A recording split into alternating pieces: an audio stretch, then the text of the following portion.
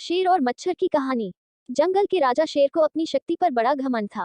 वह स्वयं को सबसे शक्तिमान समझता था, इसलिए जंगल के हर जानवरों पर अपनी धौंस जमाता रहता था। जंगल के जानवर भी क्या करते, अपने प्राण सबको प्रिय थे, इसलिए न चाहकर भी शेर के सामने नतमस्तक हो जाते। एक दिन दोपहर के समय शेर एक पेड़ के नीचे सो रहा था। वहीं एक मच्छर भिनभिना रहा था, जिससे शेर की नींद में खलल पड़ रहा था। वह एक मच्छर से बोला, ए मच्छर, देखता नहीं मैं सो रहा हूँ, भाग यहाँ से, नहीं तो मसल कर रख दूंगा। मच्छर बोला, क्षमा करे वनराज, मेरे कारण आपकी नींद में व्यवधान उत्पन्न हुआ, किंतु आप मुझे ये बात नम्रता से भी कह सकते हैं, आखिर मैं भी इस धरती का जीव हूँ। अच्छा, तो तू छोटा सा मच्छर मुझसे जुबान लड़ाएगा, और क्या गल कहा मैंने, तुम मच्छर हो ही ऐसे कि कोई भी तुम्हें यूं मसल दे, मैं तो ये बार बार कहूंगा, क्या बिगाड़ लोगे तुम मेरा। मच्छर को शेर की बात और व्यवहार बहुत बुरा लगा। वो अपने साथी मच्छरों के पास गया और उन्हें सारी बताई। सभी मच्छरों को शेर की बात चुभ गई। उन्होंने तय किया कि इस संबंध में एक बार सब मिलकर शेर से बात करेंगे।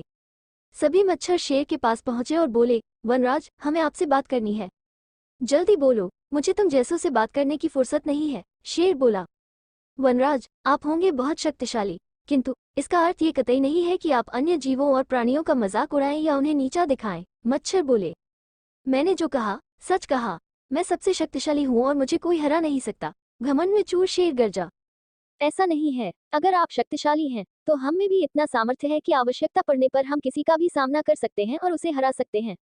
हम आपको भी हरा सकते हैं। मच्छर भी चुप न रहे। ये सुनकर शेर हंसते हुए बोला, तुम लोग मुझे हराओगे? तुम लोगों की इतनी हिम्मत कि मेरे सामने आकर ये बात कहो। मेरी शक्ति का अंदाजा नहीं है तुम्हें, अन्यथा ऐसा कभी नहीं कहते।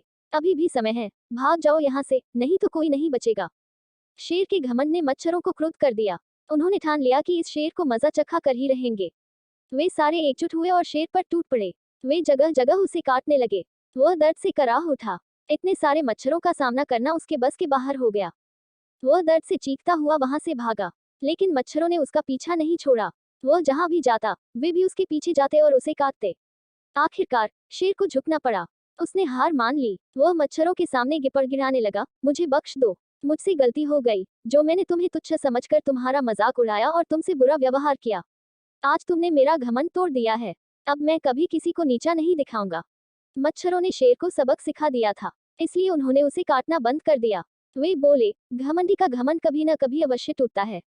आज तुम्हारा टूटा है, घमंड करना छोड़ दो, अन्यथा एक दिन ये तुम्हें ले डूबेगा।